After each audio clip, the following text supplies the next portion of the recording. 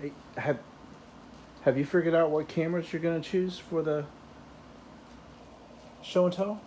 Yeah, Well, where are they at? right here. This is my camera collection. What? My favorite cameras. Are you serious? Yeah, I got...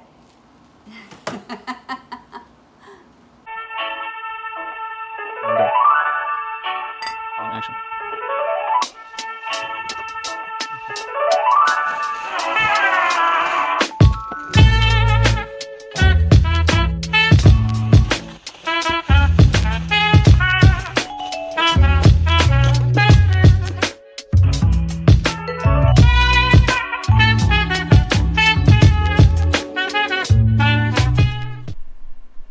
Now here we have my camera collection. I have video cameras on the top shelf here, but we're not going to get into those today. I'm just going to show you the cameras, and they're all displayed right here. Now, I'm not going to pretend that I know a lot about these cameras. As a matter of fact, I probably know little to nothing about these cameras, but I just like the way they look. I like cameras. I like them on a shelf. So, really, don't it look kind of cool? I mean, I buy what I like. I have 48 cameras and 9 movie cameras up there. As y'all all might have seen me on Katie Vintage and Vinyls Show and Tell. And if you haven't, you need to go check that out. I'll put a link to that below. Let's turn the camera around so I can show you what I have. Here I have an Imperial Savoy in the mint green. These were produced in 1956 to 1965. They come in several different colors. The mint green here, blue, tan, gray, black, and red. Now I would love to collect all the colors of these cameras. I think it'd be really cool to have the rainbow sitting up here of them. Their film was like a 6x6 film, and it takes 620 rolls of film. Probably have like 12 exposures in it. So this is an early Kodak. It was produced in the early 1900s. It's not that in the best of shape. It's got an accordion. It folds up, and this will close up and collapse to make a flat camera. It's the number 1A Kodak Junior. The original price was $11 to $24 back then. But this is one of my favorite cameras because I really love the style of that one. Okay, here's another Kodak. It's the Kodak Junior 620. It was produced in the 1940s to the late 40s, and it was it's more of a, see, I can't, oh my. Here's another Kodak of the compact, just like the other one I just showed you. It has the accordion body. It's a metal case. It's a smaller compact one, and they came in these leather cases like this. And this one I think I paid around $20 for. It's probably one of my more expensive ones that I paid for. But it's a fold-up camera. It was made in the 1940s. I think those are really cool. It has the metal base.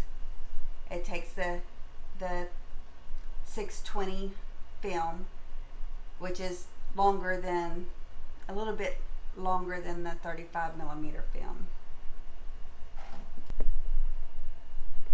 Okay, here I have the Beacon 2. It was made in 1947 and lasted until about 1955. It has a plastic body, also with a Bakelite body, as you know, part of it's Bakelite. And they came in several colors: black, white, turquoise, and red.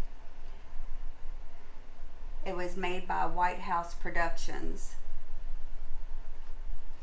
It has this leather case it came with, which you can screw it on the top, I guess, to have a better hold of it. But this somewhat leather case is, my body is very stiff. And it would screw in on the top, and this is how I display it. So I guess it's to hold it better. Here we have the Ae1 Canon 35mm SLR. It was made in 1976 to around 1984, and it's fully manual. Now these had the interchangeable lenses, and they usually came back then with these fancy little straps. But these lenses, you'll probably, when you actually purchase one of these, came with a shorter lens. This is the extended lens to zoom out to, from 80. Its factor is from 80 to 200, where you can zoom in for sports, wildlife, whatever, such things like this. This is an extra battery pack that you would get extra. These are totally manual. You had to adjust everything to get it in focus. I didn't start out with manual.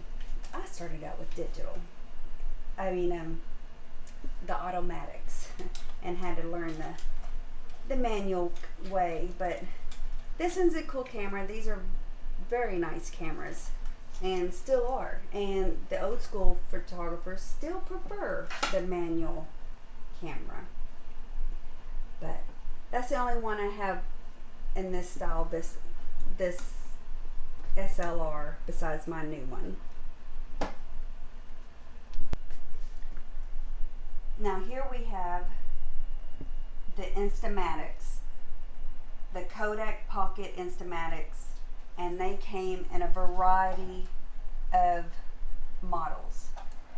Most of them were all in this square shape, and then they came out later, these thinner rectangular ones. There were 72 models of these from 1963 to 1977, yes. I think in 1969 they had their most models that came out in this brand. So you'll see the Instamatic, and it says 134, 104, and this one is Instamatic Hawkeye, and then we have the Pocket Instamatic, and they came with these cube flashes that go on the top of these cameras. And the kind of film they took was 126 and 110. This one took a 110, and these were 126. But there's a big variety of the Instamatics. So here we have the box cameras. These are one of the first cameras.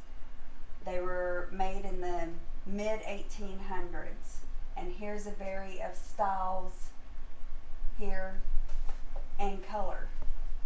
They came in several colors. Here's a brown one, I have a red one, a blue one, the black one, and you can tell in the different sizes they all came in. If I don't drop them, you can see all the sizes. They came in various sizes and even bigger. See, this one here is even bigger than that one there. So I have different sizes of them all, but I don't have all the colors that they came in. They have some real Art Deco ones that I would love to collect. They're probably newer than these, but the photographers would get these fully loaded, and when their exposures were done, which I do believe there's like around 100 exposures in them, they would send them back to the camera company, and they would develop the film, reload the cameras, and send it back to the photographer. So that's how, if you were brave enough to do it yourself, then you could get the film and do it. But that's the way they were typically done back then by the photographers, sent to the place to the developer, and he would take them out and reload it. So that was an interesting little thing. And this is my largest one, and it's on the vintage tripod here, which I just love. And this is a brown one, and you know, they're not in the best of shapes. Like these had leather straps. They came in metal casings later, Bakelite, leather, and plastic. So there was a variety of this style of camera.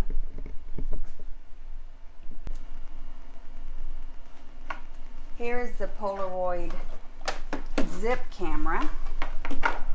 Pull it out of here. It's a instant film, automatic film. You would load your film up in here.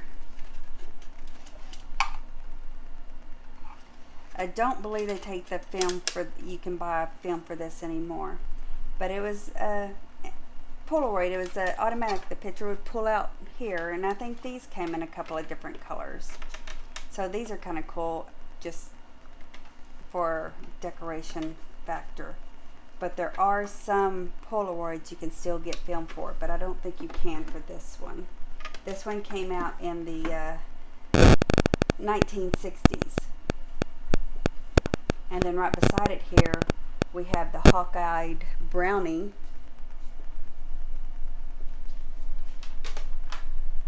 It came out in 1950 to around 1961.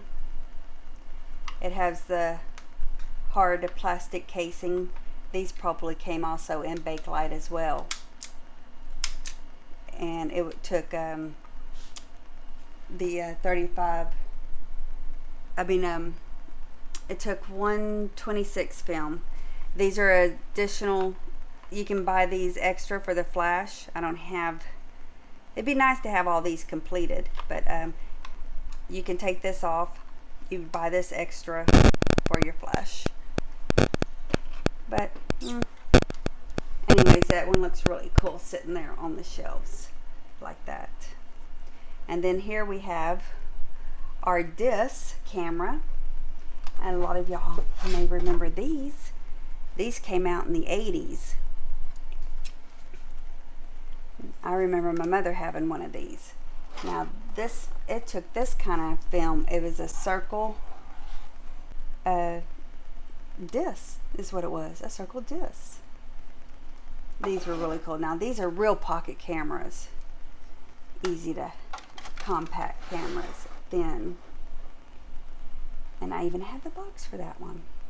And then we have here the Polaroid Polaroid SX70 land camera. It came out in 1970s. They had leather covers. This would I don't know, can I get it to shut? I don't even remember how to work these half the time. Yeah, I don't remember how to work this right now. You may still be able to get film for this one. And they're real sleek, nice looking, and nicely displayed for your shelf like that. So, here I have a Ansco camera, Pioneer. Here we have an Argus camera, and this one you would look down into the camera like this, looking down to take the picture. I like that one, it's pretty different. The twin lens, and it was made in the late 1940s. This one was in early 1940s. And then here we have the Brownie metal case, the Target 616. It came out in the late 1940s as well. with this little, is that Art Deco? Maybe? I don't know. Fancy little camera. And here we have the Pentax 35mm camera. And here's with the shorter lens. It has an does it? Yeah, this has an interchangeable lens as well. And this was totally manual as well. Here we have a baby Brownie. This one's really cute and small and compact. Don't know none about that one. And then we have a Trailblazer 120, another metal box camera. And then this is the Unibex. Now, I know nothing about this one. It has to take the picture, you would have to do this little switch lever right here, and that will determine how much, you can determine how much light to let in by how quick you push it down. Those type of cameras, and some of these box cameras were the same way. The slower you push it down, the more you let the light in, the quicker, the less light kind of thing. And here is a Yashica. It also, you would look down into this camera. Twin lens. Now I really like this one. I think this one looks fancy. It's really neat. So, and next to this we have also another baby Brownie, and here we have another Argus camera, a 35mm. This one's not in the best of shape. The cover's coming up, but this is a heavy camera. And then we have over here, we have, you know, the box camera again, another Instamatic. These came in several different colors as well. And here we have a Sabre 620.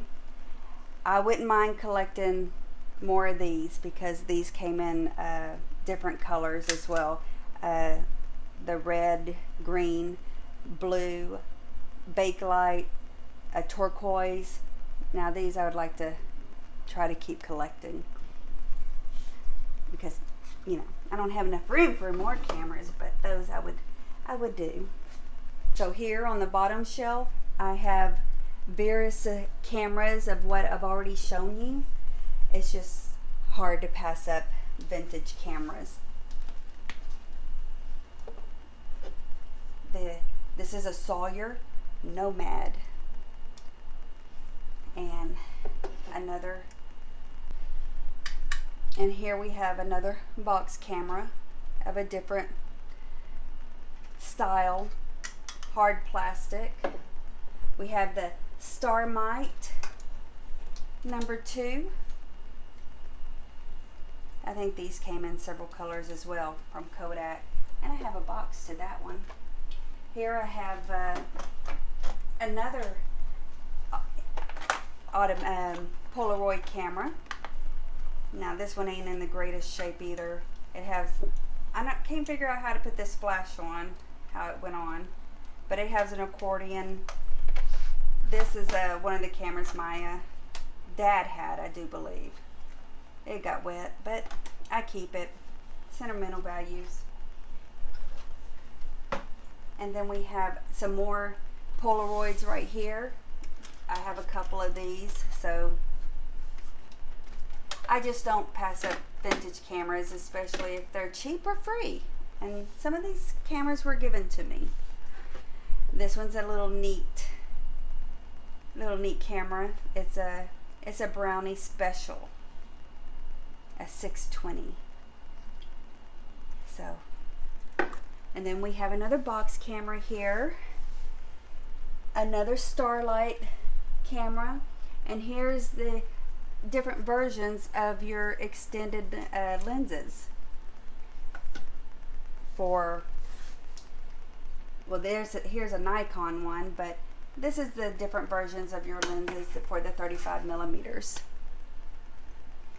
And here we have a Dual Flex 2 and a Brownie reflex. But they just look good sitting there. And this is a newer 1990s Polaroid. This one was my personal camera. One of my first. No, I'm not going to get it shut. And this is my personal professional camera. My most expensive camera is the Nikon D90. This is the one I use today. In reality, I really use my cell phone all the time because this one's heavy to lug around and it's just too big to take to parties, you know, for everyday shots. I use this for professional now only. But these are my cameras. And I was going to show you the film. These are from the real early cameras. This is the film, how they did the negatives.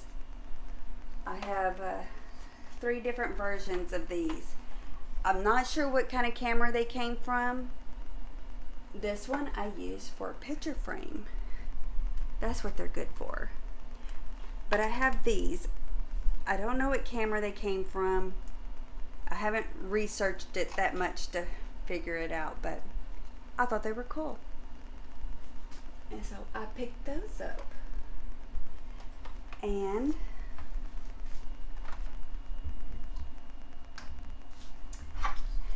then here we have what the 35 millimeter film used to come in. These tin little tins. And they came in various colors. I have several of them I'm sure you saw throughout the video here. Here we have 3 different styles of Polaroids.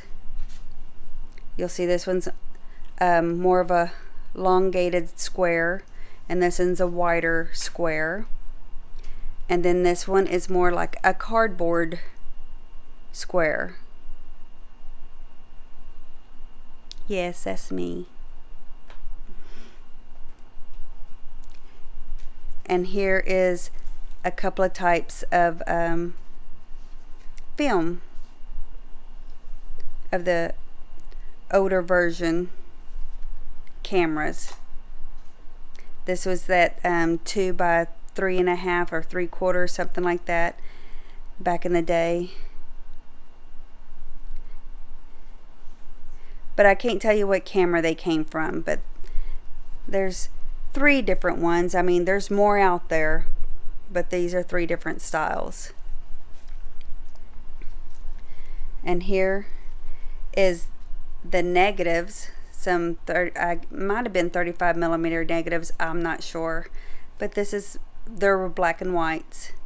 And this is something what they look like. Now, real early on, and I didn't check the year, there was the tin pictures, the tin metal. These were metal pictures, and these are really cool if you come across them. I don't own any of these for my actual family. This one I found at an antique store.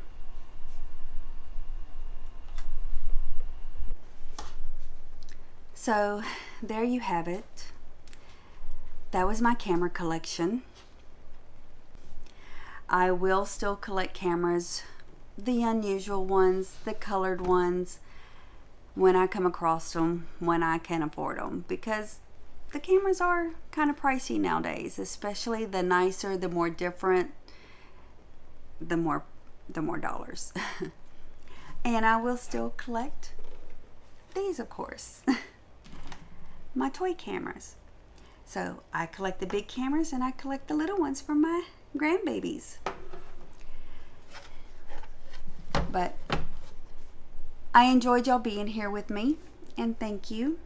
And if you haven't seen my interview with Katie with Vintage and Vinyl for her show and tell, please go check that out, and I will link that down below here. And be sure to like, comment, and subscribe. Come check us out every Wednesday here on Vintage Uprising Texas on our YouTube channel, where we have live sales at 6:30 Central and 7:30 Eastern. And until then, thanks for coming, and we'll hope to see you again.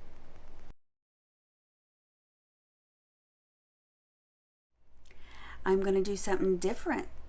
I'm going to show y'all a collection of mine. One of my few mini collections. It's my camera collection. And we're going to start off with this. It's the Polaroid 100 snappy shots. Really, it's just snappy shot Polaroid. And look, it has Polaroid film. Isn't that cool? And the bright colors, the cube flash, and you control it like this.